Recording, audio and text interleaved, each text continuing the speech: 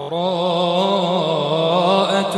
من الله ورسوله إلى الذين عاهدتم من المشركين فسيحوا في الأرض 4 أشهر واعلموا أنكم غير معجز الله وأن الله مخزي الكافرين.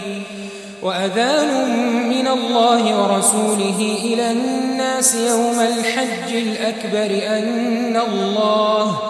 أن الله بريء من المشركين ورسوله، فإن تبتم فهو خير لكم، وإن توليتم فاعلموا أنكم غير معجز الله، وبشر الذين كفروا بعذاب أليم.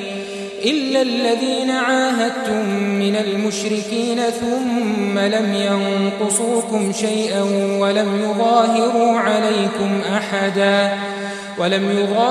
عليكم أحدا فأتموا إليهم عهدهم إلى مدتهم، إن الله يحب المتقين.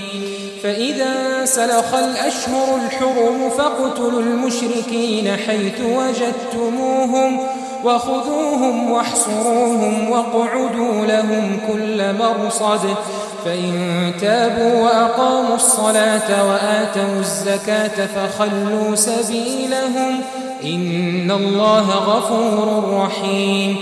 وإن أحد من المشركين استجارك فأجره حتى يسمع كلام الله ثم أبلغه مأمنه، ذلك بأنهم قوم لا يعلمون.